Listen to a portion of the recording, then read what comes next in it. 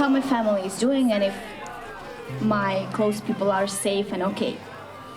No, people are not safe. No, people are not safe, people are afraid because Russian troops are coming.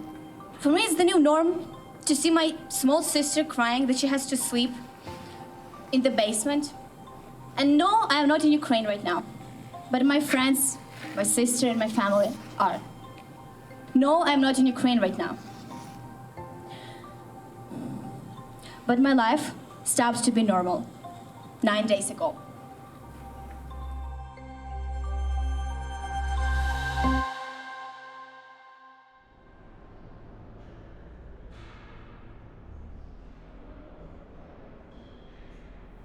In childhood, I would be a person that would want to do different stuff, and I would be very upset that I cannot do this. So I guess a lot of things, they just started from the lack of opportunities for teenagers. And so when I realized that other teenagers also faced problem like that, I decided that if I don't have opportunities, I should create ones for myself.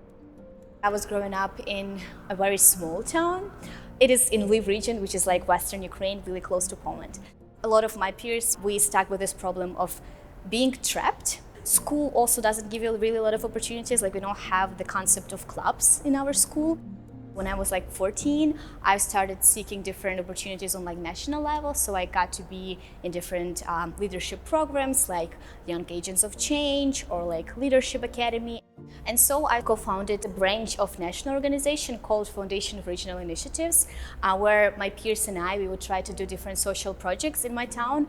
I would be always very passionate about bringing impact to a lot of people, trying to change something, even if it's a social project that would make people happy for one day. That's good. We at least did something. Yeah. I was 16 when I got on campus. I started college a bit earlier than everybody, just because there are just 11 years of school education in Ukraine. And I definitely can say that this was a huge fit in terms of Wesleyan having a big activist culture. Was just a no-brainer. Yeah, I belong here, and I belong to this community where I can help, my communities in Ukraine develop even further. I was really excited for this new world.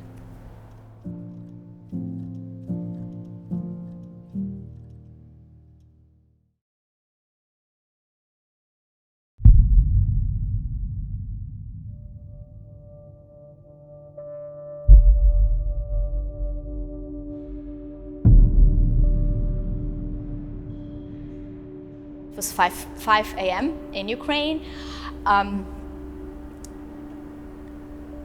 The sirens started right in Ukraine, where people would have to get up at night and go to the basements. And oh my God, what first I do? I called my parents.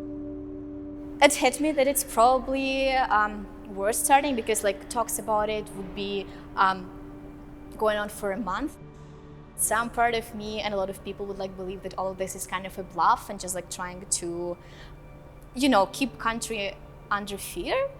But then I wouldn't say that it hit me right away. Because I'm from Western Ukraine, I wouldn't be that they are in imminent danger, but it's just about, it's feeling that something big is happening and I cannot do anything about it, and this feeling of powerlessness. Nobody quite foretold this happening. It caught everybody by surprise. And I work closely with Ukrainian organizations, non-government organizations. I have a lot of family in Ukraine, and it really caught them as much by surprise as myself. And so the initial few hours was a lot of figuring out what's really happening, and is everybody safe? And then there are so many people. Is it even possible to check on everybody? And it wasn't. The first time I would start actually crying was when my mom sent me a picture of my sister sitting in the basement all in the winter clothes and smiling. For some reason she was smiling, and I would be how can you smile in such circumstances? That was the time when I realized it yeah, I should do something in here as well. And yeah.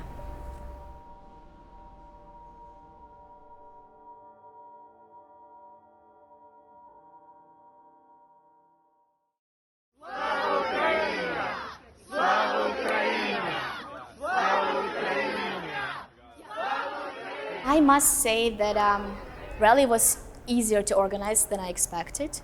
People were really eager to help. That's when I realized that, yeah, Wesleyan actually does have the culture of social activism. She'd had the idea of organizing a rally and bringing together a group of students ranging from all the countries that were impacted, Belarus, Russia, Ukraine.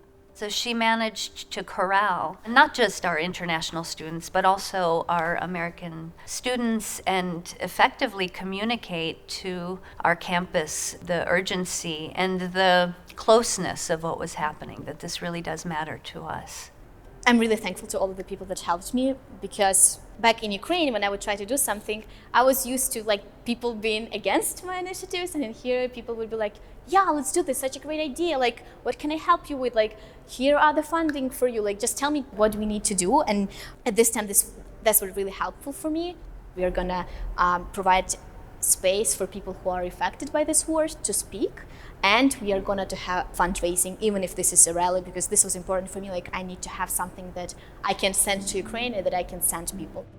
This rally brought the attention to the state. Senator Blumenthal attended and spoke at the event, and it was one of the first big events, I think, that happened in Connecticut. The second day of the war has started, Katya has contacted me. We do have those Ukraine sessions. Can you please be a translator? And I was very excited to be part of it. We hosted a series of conversations with Ukrainians. It was an in-person and also broadcast on Zoom to give Ukrainians a voice. From the very outset, Julia was a presence. She was there and she was ready to translate. People really yearn for peace, but people realize that Conversations were with students, with environmental activists, with professors, artists, government officials. So it was a real range. It was a range of people. We really just asked them what would they want to say to an American audience. Katya is amazing. She's doing so much stuff, and I'm really connected to her. And I'm grateful that she involves me in a lot of initiatives that are helpful to Ukraine, and that making people more aware about what is happening. It was very helpful for Americans to see the Ukrainian view of what is happening. We can't stop the war. That's immediately puts you in a position where you feel a little helpless. There are so many things to do, and you decide which one is the most likely to be helpful. Julia's advocacy is important. My hope is that Ukraine doesn't get drained. This is a huge trauma, a huge toll on the next generation. And my hope is that that this will not make people scared about the future of the country, and that this is going to work out with people really, really being passionate about helping Ukraine get up from the bad situation that it is right now. I'm so grateful to our Chamber of Commerce, to our City Council, all of who have demonstrated wholehearted support. The South Fire District collected 7 tons of fire equipment for Ukraine. This moment in history is the chance for us to evaluate what we want our future world to be like. We have a portal here. We have an opportunity to really reimagine what's possible and how we get there. And I think Wesleyan is a place where we can imagine and support each other, one another, in envisioning and then creating a better world.